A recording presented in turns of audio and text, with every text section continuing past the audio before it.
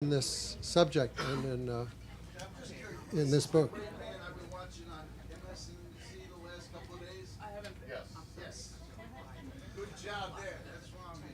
All right, so please keep your seats until we get to the Q&A. Good evening and welcome to Politics and Prose. I'm Brad Graham, the co-owner of the bookstore, along with my wife, Alyssa Muscatine, and we're all very excited to be hosting journalist Wesley Lowery, who's here, of course, to discuss his new book, American Whitelash, Changing Nation and the Cost of Progress. Let me also note at the outset that this event's a joint effort with the Washington Literacy Center, which we work with from time to time, especially around the holidays in December, when the center provides volunteers who handle the gift wrapping for customers. Now back to Wes. He got into reporting during college, and then after stints at the Los Angeles Times and the Boston Globe, he arrived at the Washington Post in 2014. There he spent a good deal of time covering the rise of the Black Lives Matter movement and the communities in this country that were hardest hit by the use of excessive and at times deadly police force against blacks, including Ferguson, Cleveland, Charleston, and Baltimore. Wes was part of a Washington Post team that won the Pulitzer Prize for National Reporting for a project dubbed Fatal Force that tracked nearly 1,000 police shootings in 2015. And his own experiences, findings, and thoughts were recounted in 2016 in his best-selling book, They Can't Kill Us All. 3 years ago, Wes joined CBS News and has been doing some teaching. In fact, today it was announced that he's joining the faculty of American University's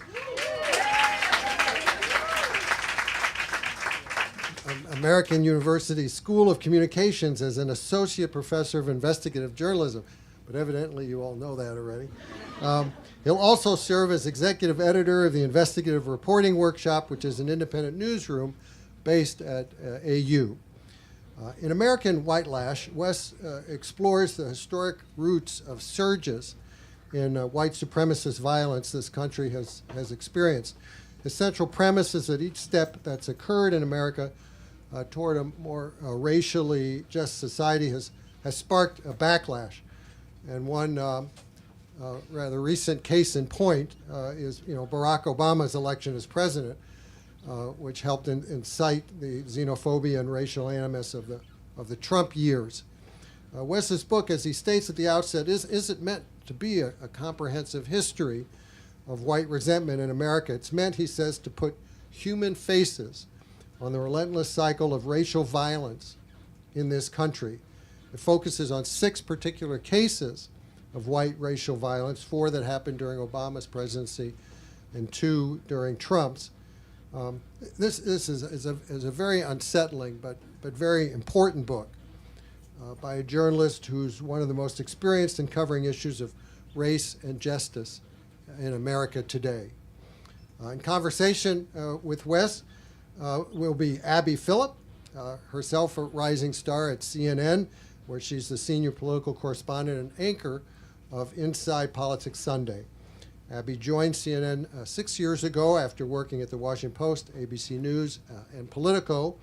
And if you've ever watched her, you'll appreciate how poised and skillful an interviewer and commentator she is. So ladies and gentlemen, please join me in welcoming Wes Lowery and Abby Phillip.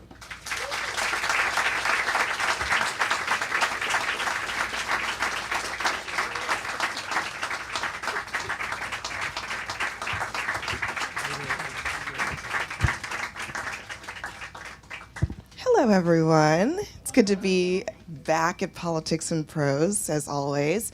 Thank you all for being here. It's always good to see a full house. And I am always happy to do these things with my friends because it makes it a lot easier.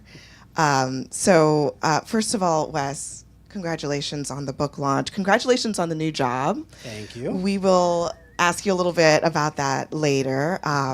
but I do want to talk about this book because I've been hearing about this book for some years now. You have. you have. And it's finally here. So tell us about the why of it all. Where did this idea come from? It sounds like it's been germinating for a long, long time, actually. And why did you decide that you wanted to kind of tackle what I would consider to be a pretty deep area of coverage, which is racist violence? I mean, there's actually a lot out there on racist violence. There's a lot out there on the Trump era, I would say. So what made you want to get into it? Of course. Well, first of all, thank you everyone for coming out tonight. It's great to see so many folks, so many familiar faces, and a few not yet familiar faces, but we'll get to know each other by the end, right? And thanks, my dear friend Abby, for being here. The great thing about doing a book, the best thing about doing a book is it's a good excuse to see all of your friends and make them be co-conspirators in the act of trying to sell it. This book has been germinating for a long time. You know, my first book, They Can't Kill Us All, came out in November 2016, which was a time when there was not very much going on in the news. It was very dead. And the remarkable thing about writing a book is that the moment it is finished, people start asking you about the next one. And I had already, in November 16, had already been thinking about what the next era or season of my coverage would be. That I had been covering the rise of Black Lives Matter for the Washington Post, spending time in various cities. Abby and I actually spent time on the ground together in Ferguson. And so I was thinking already about, okay, what does my job look like moving forward?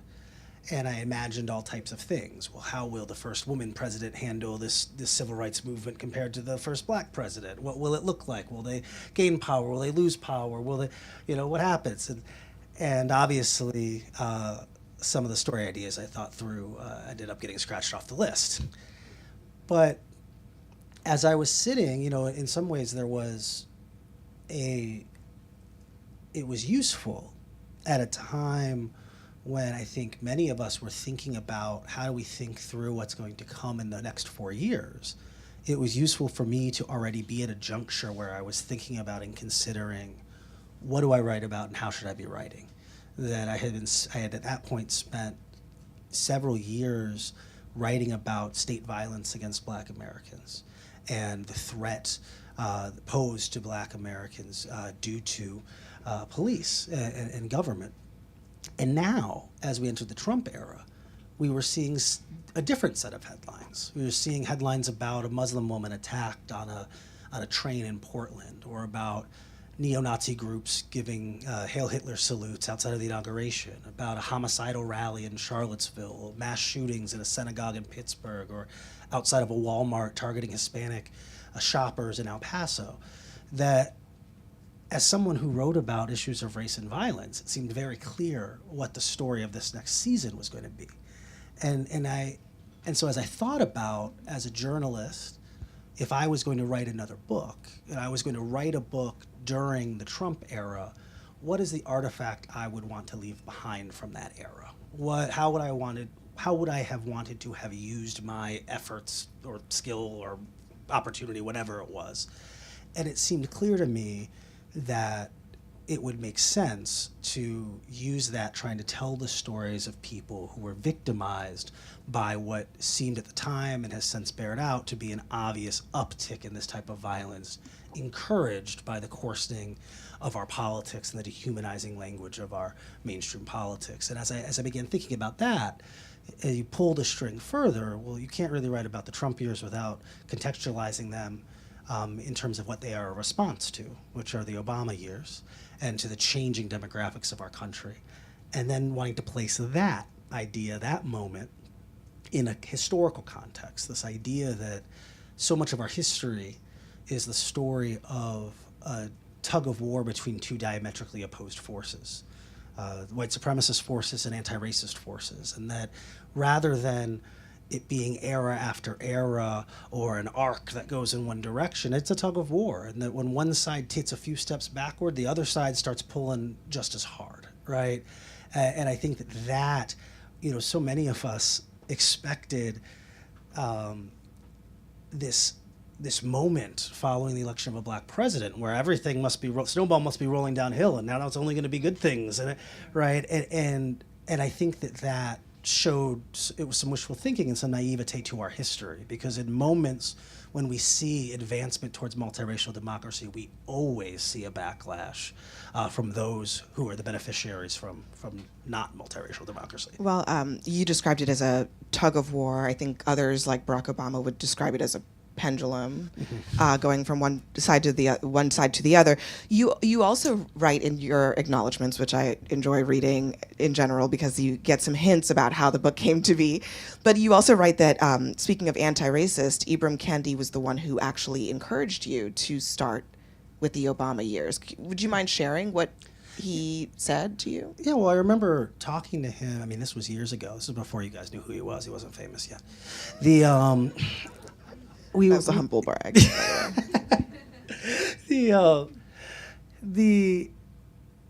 I remember we were sitting and we were talking. I mean, this must have been 2017, 2018. And I was talking about and thinking through, again, I mean, a lot of what I was just talking about, right?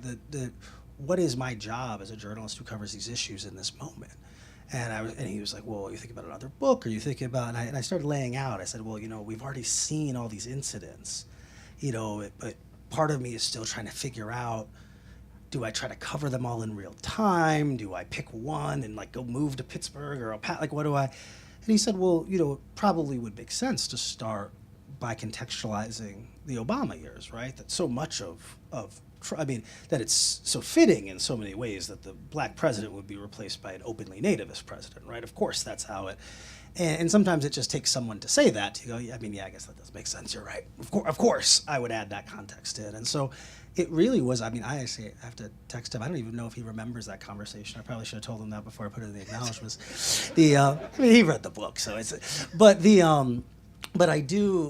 was one of those things where it just was a small idea that really helped me. I mean, another was the historian Taylor Branch. At one point, I called him and I was asking him, because I was having trouble figuring out how much history to put in, how to, am I trying to declare this an era of something, and if so, are there other historical eras? And in our conversation, it was kind of where I started working towards and landing on this kind of tug of war analogy, this idea that there's always this equal and opposite reaction, that you can't actually say, okay, America was good for these years and that stopped here, that it was bad for that it's much more an ongoing grapple and an ongoing fight.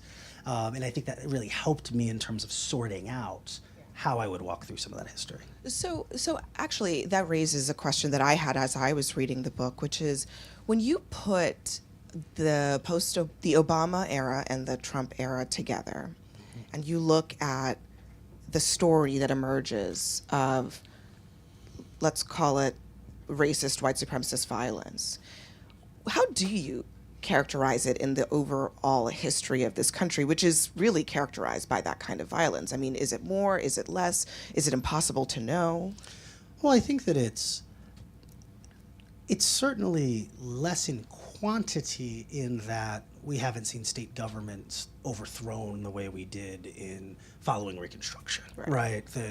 That in the era following emancipation, we saw January 6th is happening in states across the country all the time. People actually being, lawmakers being killed. Yeah. And it's easy sometimes to forget that, right?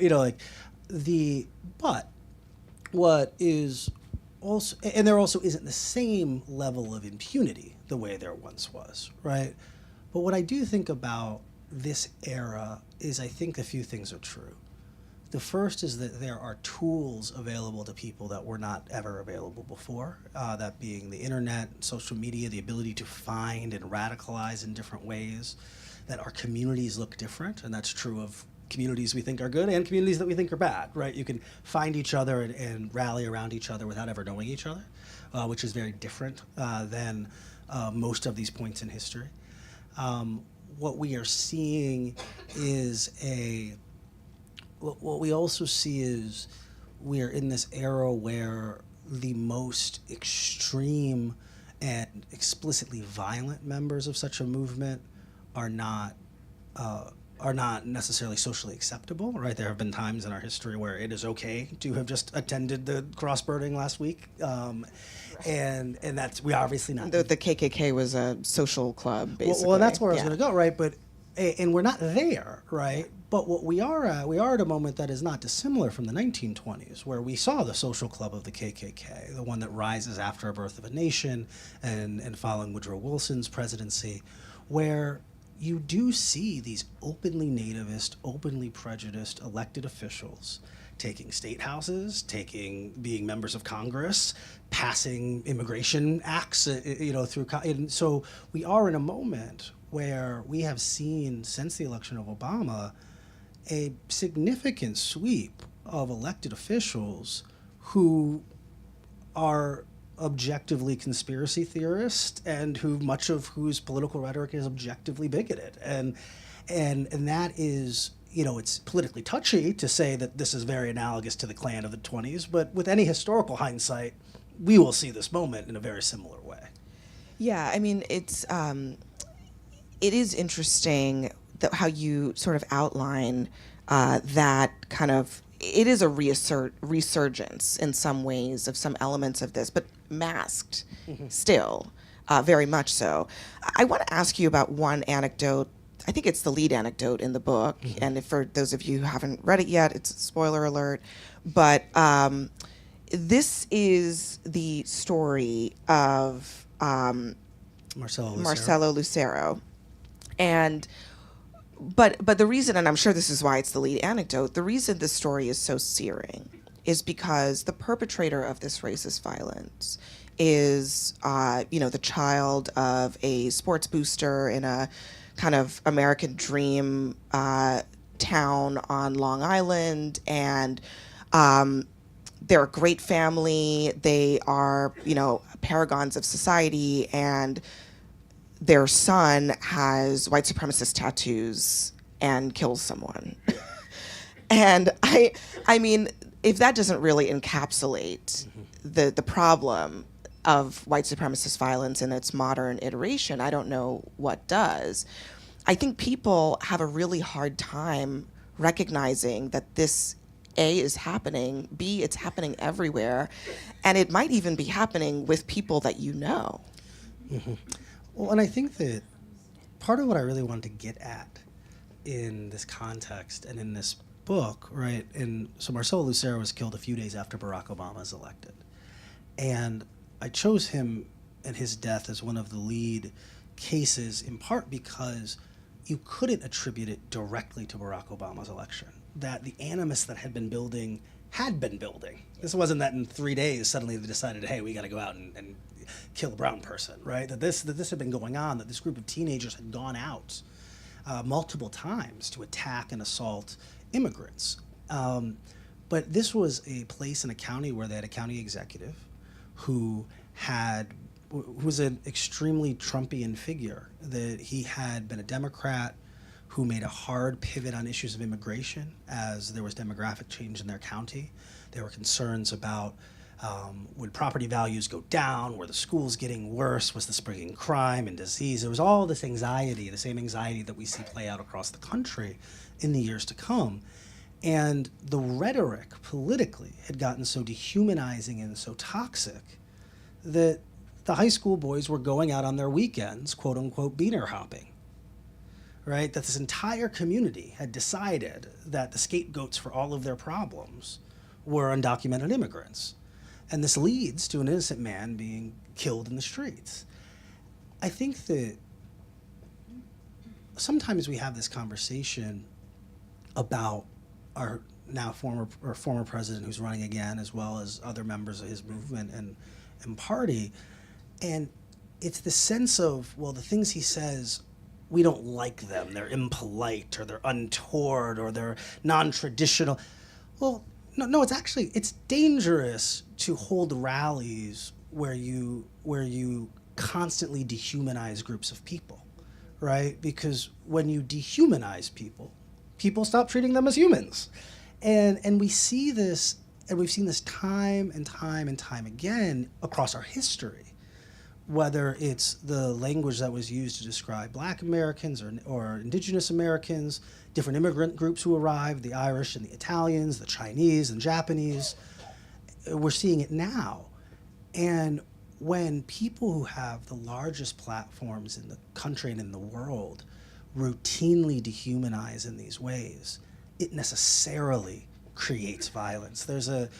I quote a sociologist in there from his Gordon Alpert, and he does a famous study on prejudice and how prejudice manifests. And he talks about how, because we all have prejudice, right? It exists. When we walk down the street, well, do I think that person's cute or do I think they're ugly, right? We make decisions in these ways, right? But prejudice can be good or bad, right? You can prejudice in one way or the other. But he writes about how the role of public rhetoric in metastasizing prejudice into public action, right? How when you feel something about a group of people, and then someone else voices that same idea over and over and over again, well, now you feel justified in separating yourself from that group of people. That's right, I don't want to be near those immigrants coming over the border and they're all murderers and rapists. I'm going to stay over here, right? Well, and then you keep going, and now you feel okay actively discriminating against that group of people, right? Oh, now I'm not, that person's last name is what? I'm not going to look at that job application, or I'm not going to hire that person for this, right? Then you feel more comfortable being openly hostile, rude or aggressive, and that gets to a point where suddenly there's a justification for public policy and big group violence that they trace. The way that, it's hard because it always feels like an overstated example, but they trace very directly the way that Hitler over the course of a decade dehumanized Jews as building and laying the groundwork for eventually having a populace that was totally fine being hyper-violent and hyper-aggressive against them. And so, and attempting a genocide, right? Achieving genocide. And so I think that for us, when we see the way this type of dehumanization that plays to base instincts and base prejudices, of course we all are scared that there's scarcity, there are not enough jobs, there are not enough resources, is my family going to be okay, are we, right? And of course sometimes there can be a skepticism or a fear of people who are different than us or speak a different language, come from a different place. When we have mainstream political movements willing to play to that, it doesn't take very many people to take those things seriously and to begin acting out aggressively. It only takes one person walking to Charleston or to Buffalo to cost innocent people their lives. You do talk about how the book focuses on, and it does in fact focus on, the individuals who are truly, radicalized. These are in some cases skinheads. They are people who, as we said, had like white supremacist tattoos, which, homemade tattoos, no less. Yes. And, but there's a passage that I wrote it down here. You said you're not seeking to analyze or characterize the actions of those who, through their political or policy preferences, can be said to advance a system of white supremacy, intentional or otherwise. So, but I do wonder, based on what you just said, do we not have to analyze those people who intentionally or not intentionally are advancing the ecosystem of white supremacy in which these really extreme groups are thriving?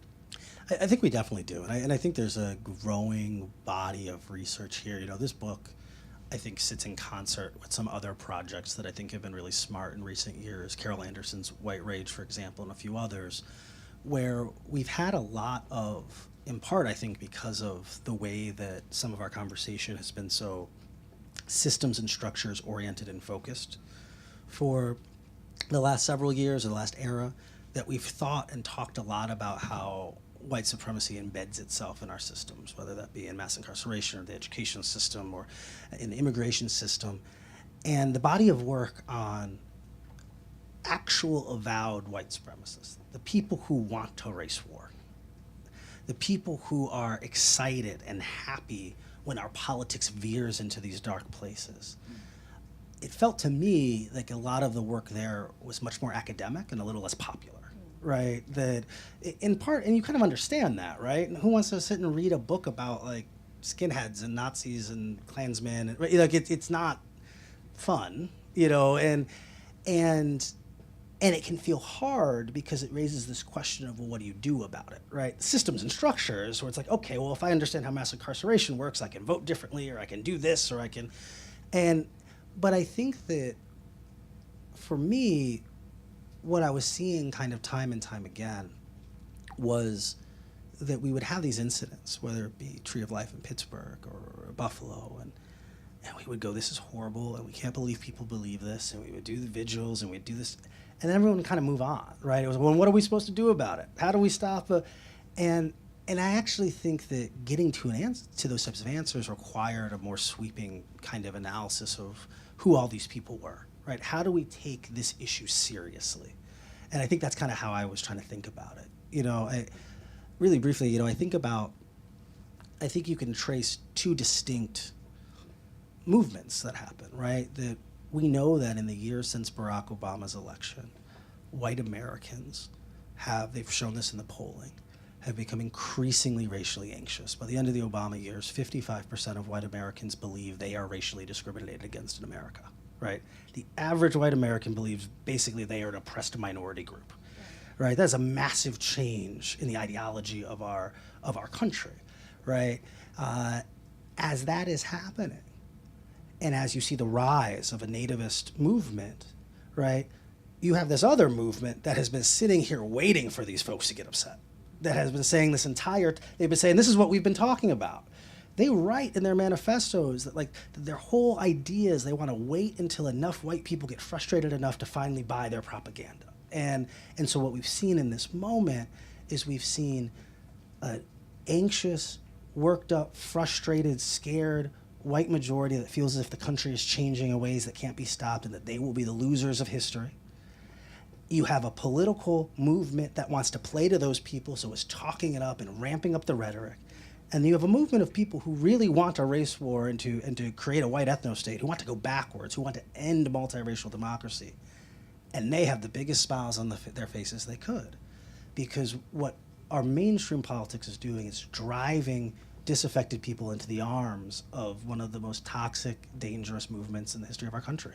Yeah, and as I was reading this, Trump is a part of a theme in the book. It's definitely not, a central part of the book, but it's just sort of obviously the historical context. And just as a political reporter, I mean, if you look at his history, he is one of the most skilled at sort of tapping into obviously white grievance politics, but this idea of reverse racism. I mean, he's just a master at it. And I always like to dig up this 1989 quote of Trump's in an NBC interview. This was before he was a politician, where he says, "A well-educated black has a tremendous advantage over a well-educated white in terms of the job market." And then he also says, I've said on occasion, even about myself, that if I started off today, I would love to be a well-educated black because I really believe that they have an actual advantage today. It's very subtle, also completely false, but very subtle, tapping into this idea that black people have a leg up and white people are at disadvantage. He became really this ideal character for that moment, this post-Obama moment in which maybe Obama was the archetype of the well-educated black who was getting an unfair leg up. And in that environment, that's where this book sits, right? But obviously, I think to me, that is, the grievance itself is not new, but the person who brings it out in the population is probably better at it than a lot of people have been in some time. Well, and it requires a subtlety now that it didn't always require, right? That in this moment, it requires a messenger with the genius of our former president, who really is rhetorically ingenious in how he has been able to play to these fears and how he has understood where this significant portion of our populace would be and has been able to message to them. That in the past, you could navigate this in one of two ways. You would either be extremely explicit, be clear about who you are, segregation now, segregation forever.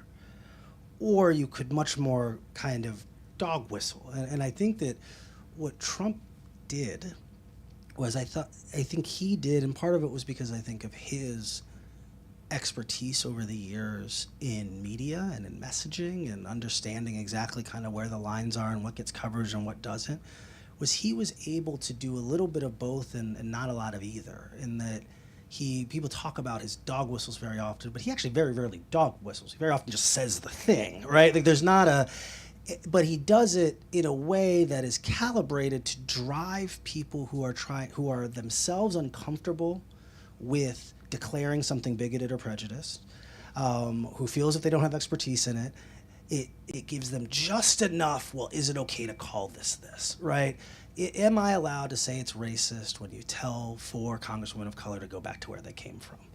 And there are these perfectly calibrated things where if you have 10 people and 5 of them are black and 5 of them are white, 4.5 to 5 of the black people are going to be like, yeah, it's obviously racist. And then like 2 or 3 of the white people are going to say that. But there's enough room in there that, and you see this time and time again. It's remarkable when you think about, and again, I think history has the benefit of not having to quite play the same cute games that we have to in contemporary coverage.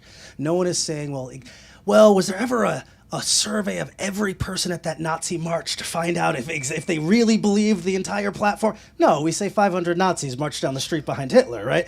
And yet we go, well, but of the J6 people, what are we allowed to call them? And what did they do? And how did we play all types of, what we see though is when we look at Trump and dispassionately, right? We see a figure who, as you know, had been saying these types of things and playing to this type of white racialized populism for decades, who enters the scene politically around the quote-unquote Ground Zero Mosque, which was not a mosque and was not located at Ground Zero, but a Republican talking point that played to xenophobia and racism, who then becomes the leader of the birtherism movement, a movement to say the black man who's been elected president is not really an American, right? And we can fact check it all we want, but the strength of his movement was about vibes, not facts, right? Doesn't it feel like he's not really one of us, right? Who then runs for president, and the central tenet of his platform is that I will build a wall to keep the dangerous brown people out, and I will ban Muslims from coming into the country. And our institutions, and we've all learned a lot since then, but all had trouble figuring out what to do with this person or what to call them. And it was like, this is the most openly nativist candidate, certainly of our time, certainly of post-civil rights. And so with any hindsight, what Trump is and what he's been is very clear. I think it's really interesting, 2 days ago, because we now have people who are trying to run in Trump's image, only not as Trump. Ron DeSantis, for example. And DeSantis comes out and he says that he's going to ban birthright citizenship. I think this is another interesting example of this, right? Because first of all, the president cannot get rid of birthright citizenship as a constitutional amendment, right? So on its face, this is messaging. This isn't policy. He cannot do the thing he says he wants to do.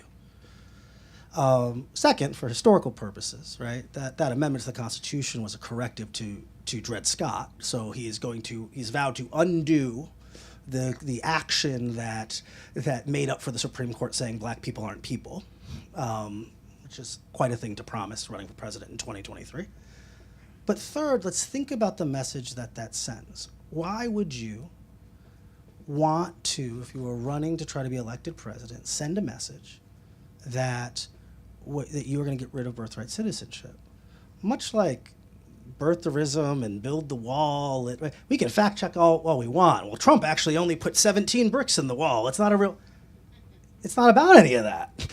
He is saying the country is changing because these brown people are coming in and having children. I'm going to shut that down.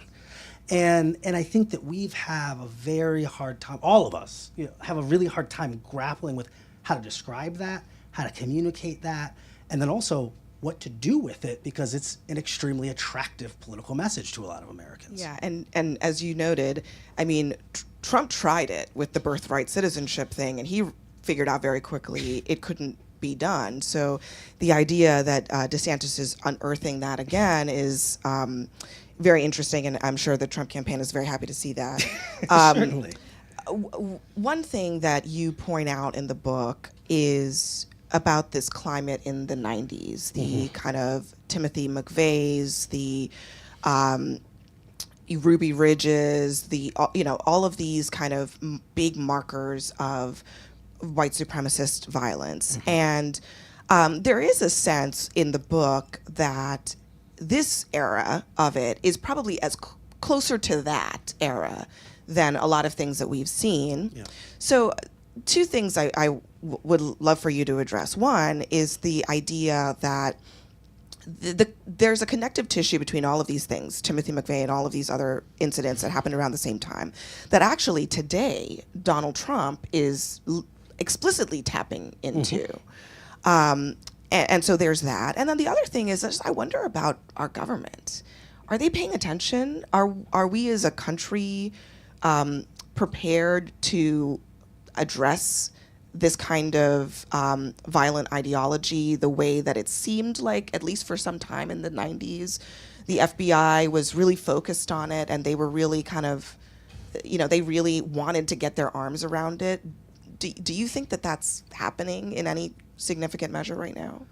I think that, so a few things. So first, I think that historically, the reporting bears out that historically our government has done a very poor job of taking these threats seriously.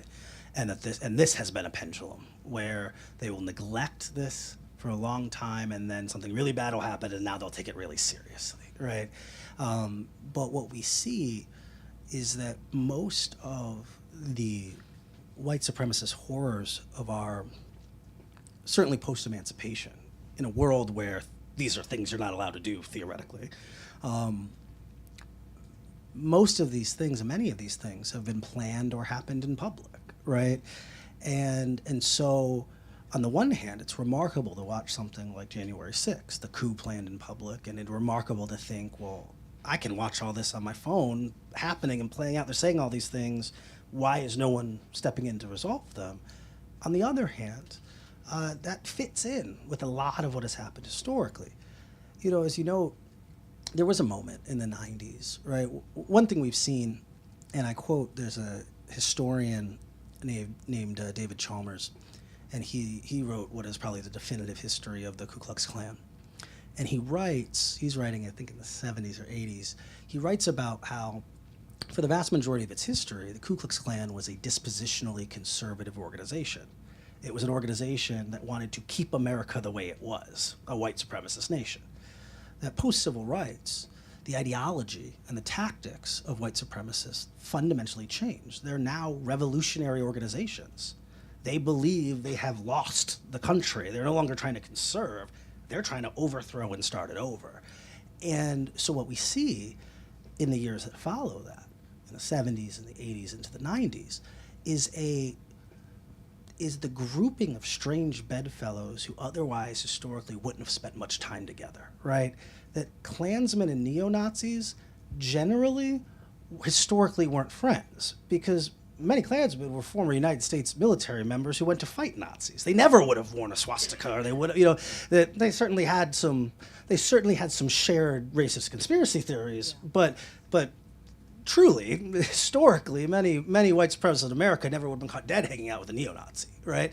But we see in this moment that suddenly the urgency around their movement makes them change and rethink these delineations. And we start to see a grouping that is different, where it's no longer just the skinheads over here, the neo-Nazis. They would have these Aryan Nation conferences. They would all get together.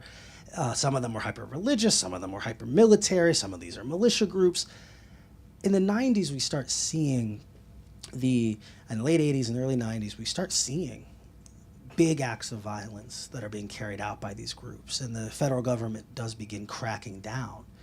And a few things happen. The first is that they do begin to really start to dissipate some of these groups, but the second is that the federal government screws up a few times. You have what happens at Waco, you have what happens at Ruby Ridge, and there's this sense of suddenly that and we see this now in how we deal with, what do we do with parts of the population that are conspiratorial, where any mistake you make will only prove the conspiracy theory? How do you grapple with them? What do you do? And so for years, the government took a much more hands-off, backed off, as long as you're not actually walking into the mosque and shooting people, we're fine. And then, as both of the first two Department of Homeland Security secretaries told me in interviews we did, and then we have 9/11. And all of the domestic resource goes to thinking about and preventing Islamic terrorism. That even as we have the rise of a black president, as we have economic downturns, as we have ground wars which send men overseas who then come back, very often carrying traumas and find themselves lost in these right-wing spaces, that we never actually pivoted back to paying attention to the homegrown threats until they were actually playing out. And so in this moment, we certainly do see more aggression from the FBI and the Justice Department. Christopher Wray, the FBI director, has said several times publicly the biggest threat in the United States of America is white supremacist terror. But what we know is that, one, historically, we have never stamped out these ideas. Two, that it's hard in part because the things that drive people into these movements sit within our mainstream politics very often, that the best recruiters for these movements very often have cable news television shows. They're not marginalized figures who can just be locked up and taken away. Some of them don't have those cable Not television anymore. shows anymore. Not yet. Just for Now the they record. have digital online things, right? But and three, that there is, and this is a little wonky, but there's also just some jurisdictional questions and differences, right? That because of the way we police terror, Yeah. Who's responsible? who looks at it and who handles it? That if you pledge your allegiance to ISIS or Al Qaeda, you have committed a federal crime, and we can monitor you. We can break into your mosque. We can harass your family, right? If you and your buddies just like to drink Miller Lite and go out to the woods and shoot photos of Barack Obama, that is constitutionally protected behavior. And that it takes a long time before you've actually committed some type of crime that can be stopped, very often until you actually walk into the synagogue. And that certainly has confounded law enforcement for a long time. Yeah, that's a very difficult question that you grapple with in the book as well. So while you guys we're going to take questions. I didn't forget about you. If you want to line up, the microphone is over here. I'm going to have Wes tell us a little bit about your new job real quick as happy to do people that. get themselves together. Yeah, so I'm excited. So in my downtime, when I'm not writing books about very exciting, uplifting topics, I have spent time doing a lot of investigative journalism, big projects around, a lot of them around race and policing, but very often using data and public records. And for years, I had worked with students at American University's Investigative Reporting Workshop, which is a really unique, really innovative nonprofit organization based at American, but that also works with students from around the country to partner student journalists with professional journalists and professional newsrooms to work on projects that would not be possible without those partnerships and without those pairing. That two things we know, that in this moment of so much media contraction, that so many of our newsrooms do not have the resources, and by resources we mean people, bodies, time, to do some of the most complex and difficult journalism. And the remarkable thing about investigative journalism, the secret is, it's not actually some special type of journalism. It's actually normal journalism just done many times in a row, right? Like it's instead of calling once, you have to call 400 times, but on time 400 you get the information, right? And so what the IRW does is it's a newsroom that is overseen by some of the most talented editors and journalists in the country, working with students, partnering them with professional newsrooms to create journalism. And so I'd worked with these students for years while I was at the Washington Post on some of our big projects. And so now I stepped in to help, in addition to teaching at American, to help run the center, build some new partnerships, but also help figure out how we train this rising generation of journalists. And so it's exciting. I'm happy to get started. It's going to be fun. Yay! Very excited.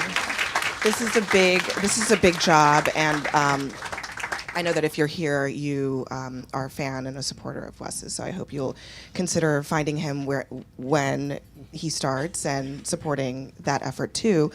But let's go to some questions. Thank Hello. you. Tell Thank us you. your name, please. And My name is Jesse your Fenty. I'm question. a native Washingtonian, an IP attorney. You mentioned birthright citizenship and whether it might go away, but the white collective needs immigration just as much as anyone else. And so there was a book written in the 1880s by somebody who said the melting pot idea was this idea that the white people could come, or that Europeans could come to America and become white. And so my question will get to discussing this issue of race. And so you said on the first page of your book, you said race is a fiction, racism is real. That's still the same word. Race is racism. And so it kind of gets to this concept from the book 1984, believing a falsity in order to move forward. Because if you look at the so-called white people in this room, they're not all the same color. You look at the so-called black people in this room, they're not all the same color. So we've held on to this false idea of race for too long. Would you consider, writing a book or even delving into that topic even more? Because, it goes back to Bacon's Rebellion, it goes back to American history, it goes back to slavery. Obama, we know, is two colors, yet we call him black. This isn't Thomas Jefferson in 1802, the one-drop rule. Why are we? This idea is stifling us as a society. This idea of race it's got to go. And I think that, so you referenced Bacon's Rebellion, and I appreciate that. So I go into that a bit in the book, because the first time that the idea of race shows up in our laws in the United States of America is in colonial Virginia, following a series of rebellions, Bacon's being the most famous, where at the time you had a rich aristocracy of colonial government that oversaw sets of enslaved and indentured servants who were of mixed race, right? There were just as many white convicts and felons who were over here working the land in colonial Virginia as there at the time as there were black Americans, right? And there was a series of rebellions that were cross-racial rebellions of the working folks against the colonial government, because they looked around and said, we're the ones developing this entire new world, and you guys are living in mansions, and none of us can afford to eat, and after a series of these, Virginia, literally almost the colony is almost overthrown. They codify in the colonial law a differentiation. They write in the ideas of being white and black to create a white racialized coalition, to create camaraderie between the white indentured servant and the white master, right? And it creates this space where even if you are poor and white, at least you are not them. And I think that what's hard, and I think we have to do two things at the same time, and it's difficult, and this is going to be in some ways an unsatisfying answer, right? But if I could fix it, I wouldn't be here. I'd be out fixing it, right? We have to simultaneously acknowledge the fiction of race. It is not real. It was like 1984. Yeah. There is no biological race. Right. And we have seen over our history how the Italians show up and they are black until they are white. Right? But one of the ways we work towards that, and as we work towards it, is we have to acknowledge that our belief in race for so long has created a racialized caste system. That there are people who we treat as black, and their experiences and the reason their outcomes are worse are not because they are lesser humans, not because of a biological race, but because we treat them as such and have treated them as such. And so there's complication to it, there's difficulty to it, and I think that a big part of this is I don't think we have a ton of shared collective understanding of our history. I think that we don't have a lot of shared understanding. If you ask 10 people in this room define what is prejudice or what is discrimination or what is racism, we would end up with categorically different answers. And I think sometimes that makes all of this difficult. And by the way, I'd be remiss if I didn't mention having written a book about them. And there are people who are actively out here attempting to advance the counter-argument that race is a biological reality, that there is a need to, right? And those forces, like I said, they're tugging on the rope too, right? There's not some inevitability that one day we will convince the last person to join the right reading club and then we'll be fixed. You know? Yeah, you did. I mean, and I'll go. You did mention the mainstream. The mainstream media certainly has a big role in it because it's coming from the top down. And my last point is that it's not only the white supremacist organizations, these outliers. I would say the gentrification in D.C. and in the big cities is as much white violence as you can get. Who can even afford to buy a house anymore in in D.C. or in any major city. So there's a lot of layers to it. But no, your answer was spot on, and I appreciate that. I appreciate you, brother. Thank you. Thank you. So we have just a few minutes left, so I'm going to try to get as many of you And I'll be short and not long-winded. as we Okay. can. So if you do me a favor, Abby said Let's that for keep- me, not for you all. let's keep our questions relatively short. Okay. And I'll give Wes a dirty look if he's going on too long, and we'll try to get I'm through just going to ignore her. I got you. I got as you. many of you as we can. So I'm going to read my question so it's quicker. So I believe that some of this whitelash is caused by a news media that focuses more on the style of politics instead of the substance, leaving room for bad actors to scapegoat marginalized communities in the sense that, okay, it's not black or immigrants. What is the problem then, right? So to counter that, I've been developing a media literacy and civic engagement tool that scans news articles to see if they lean more towards supporting the financially powerful or the everyday citizen. This tool does not make a value judgment against having a perspective. It assumes everyone has biases and simply attempts to disclose them. I suspect that you two have differing views on this topic, so my question to you both is this. How should those of us building solutions to help people put news into context approach this problem? Should we assume bias and try to reveal it, or should we try to train people to look for straight down the middle news sources? I don't think we're going to disagree. I don't on think we're that. disagreeing. Yeah, no. I might say it differently. Yeah. But we're not. But at happy hour, we're going to say it the same I think way. that's a super interesting tool that I want to know more about. I fully believe that the goal should not be to try to say, well, this is the holy grail of unbiased news, because that thing does not exist. What we need to help people understand is, how do you identify what perspective people are coming from? We in the media have a role in that. We need to disclose more of what people's where we're coming from, where our blind spots are. Acknowledging it is the first step. But I don't think that I do not, having worked at a broadsheet establishment paper, as we both have, there is no objective, straight down the middle news. Everything is coming from somewhere. And so the real tool that people need is just really, actually, it's about just saying to people, it's okay to ask questions about what's missing here, what you're not getting, what you're not hearing. And then if you really want to, you can go find that thing that is not included in the article that you just read. Just to briefly add on to that, because I agree with Abby. You said it better than I would. I talk about and I think about the idea of news as mosaic, right? That there's not one story, there's not one picture, that it's big and it's broad and it's complex. And that you can have a news organization or a singular reporter who paints a remarkably accurate picture of the elephant's trunk, and you can have another one that paints a remarkably accurate picture of the elephant's tail. And neither of them has painted you a picture of an elephant.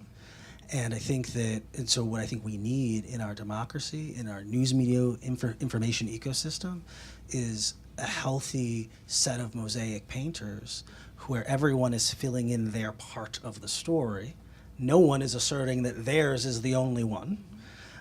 And that we have the ability to understand. We have an ability to scale, right? Because the trunk is much larger than the tail, and we need to know that, right? That's not to say that there's not a tail, and that we don't need to know that as part of the, but that there's. Question up, because I got here a little late, so I might have missed this part, but I would say one can argue that the first true American whitelash occurred after the Reconstruction era, in the late 1800s, and you can say that lasted for damn near 100 years, if we're being polite. How long do you think this whitelash will last? And also, on a human level, right? Let's just take quote-unquote race out of it. Do you think this latest whitelash was limited only to America? Certainly its violent nature here stands out. Or was it just a wave of Eurocentric politics within the moment? Because you saw a lot of Western European societies deal with immigration in a lot more conservative way at the same time with Obama. 100%. Those are two really good points. I would actually say even prior to Reconstruction, one thing we have to think about, and we see it, is when you had slave revolts, it almost always resulted in a violent crackdown on the ability of enslaved people to move, to educate, to be imported, right? That even before we were a country, any step towards black humanity or enfranchisement has led to a violent response, right? Then we, of course, see it in response to abolition and emancipation and the attempt at multiracial government in the late 1800s, early 1900s, where we see the violent overthrow of Southern governments, violent response to the radical Republicans.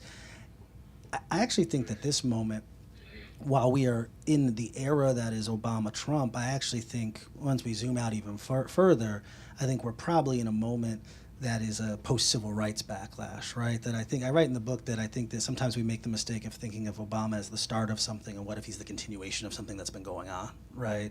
That if we have an era that begins, that if you divided America into on a racial timeline, right?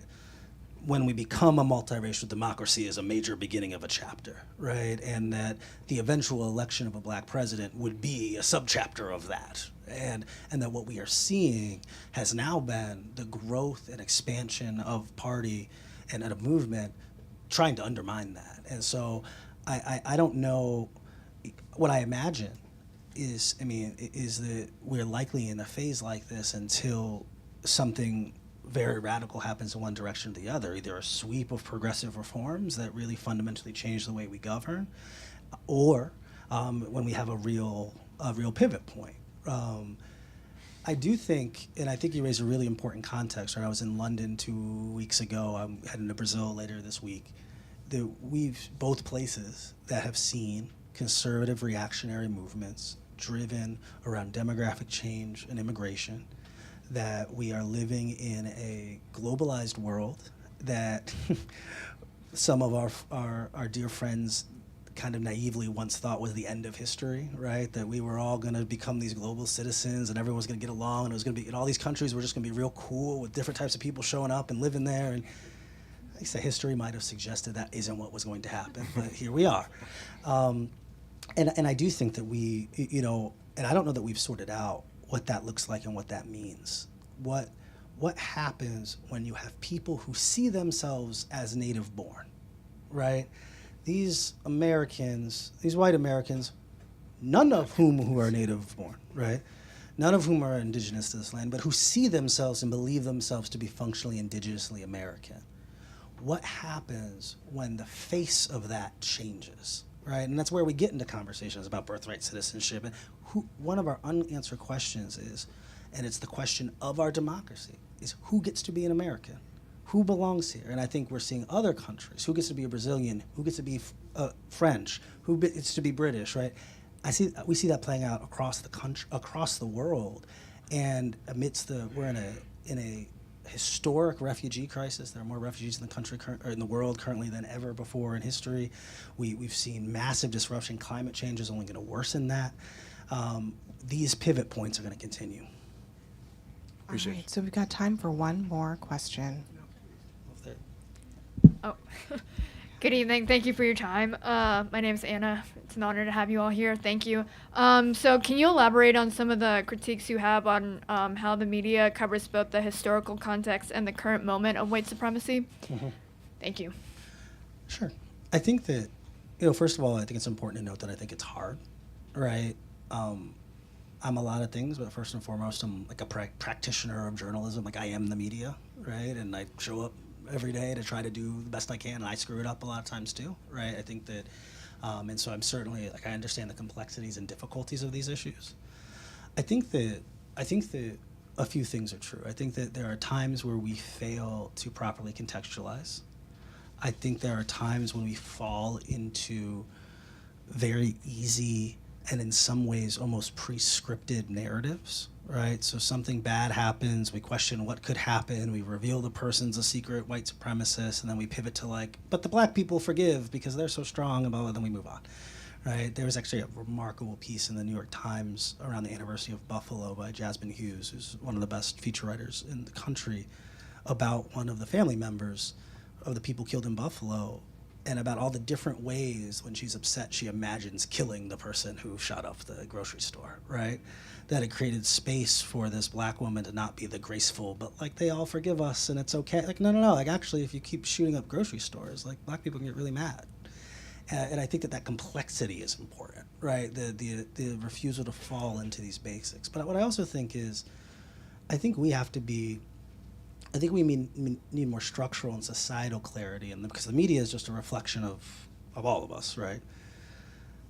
About the danger in a lot of this rhetoric, about the understanding of that our job as journalists is not just to accurately record what has been said by someone, but to place it in some type of intelligent context and to recognize that the things that are being said are dangerous.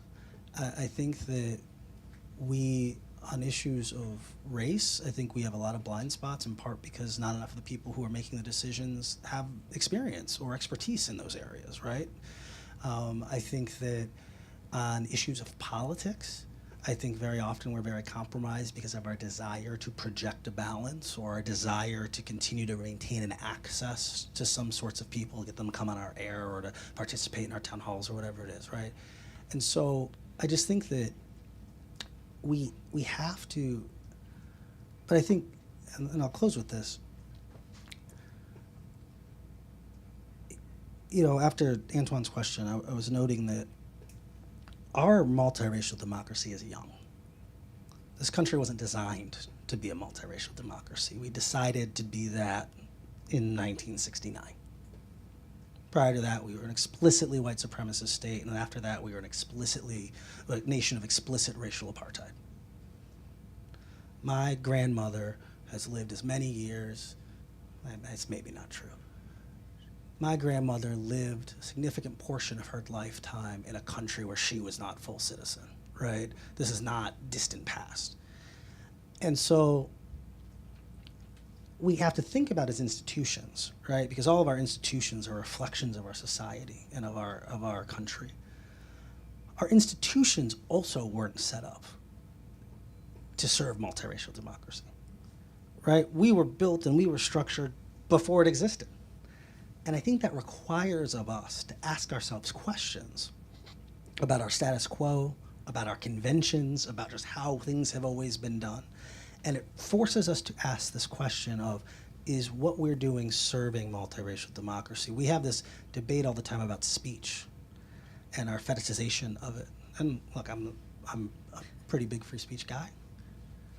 But we have to be clear that there are moments where there is a tension between an adherence to free speech absolutism and the ability for us to maintain a multiracial democracy. How committed are we to the freedom of people who look different to be able to move around the world, our country, unmolested, not facing violence? If we believe immigrants and refugees should be safe in our country, we can't allow a bunch of people to talk about how they're dirty and bringing in all kinds. We know what happens. And so I think that we, as institutions, have to do a better job at our very premise of recentering and rethinking what our purpose is. In 1915, the civil rights establishment all began boycotting a play that became a film called The Birth of the Nation. And they said, if this is allowed to be shown, if this racist propaganda is allowed to be shown, people are going to die. And the filmmaker, D.W. Griffin, went to everyone who would listen, including to Congress, to his friend Woodrow Wilson, the president, and said, they're trying to cancel me. Don't you believe in free speech? More speech can fix this. They can make their own film. These civil rights folks, the NAACP, they're just hysterical. They're just making it up. Who cares? I have my artistic freedom to make my movie showing black men as brutes and rapists attacking white women that can only be stopped by the hooded knights of the Klan. And it ushered in one of the most violent eras in American history. It created a rebirth of the original terrorist organization.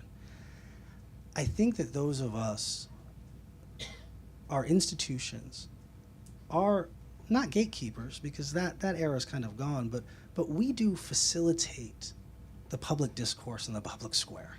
And I think we have to take that job more seriously.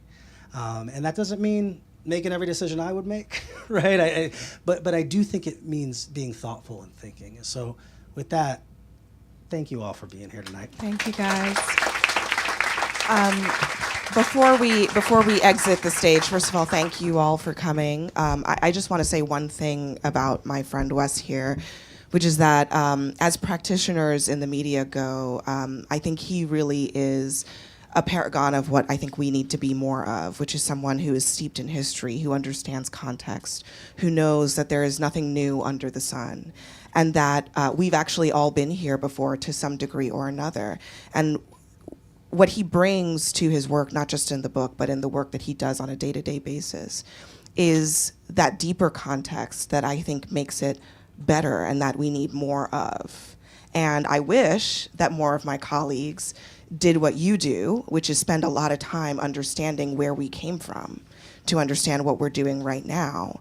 But I just wanted to share that what you just heard here and what you see here is unfortunately atypical, but it should be more typical. And I just want to congratulate Wes on really committing to what you have been doing for so long. And it's evidenced in this really excellent book. And thank you all for showing up here tonight.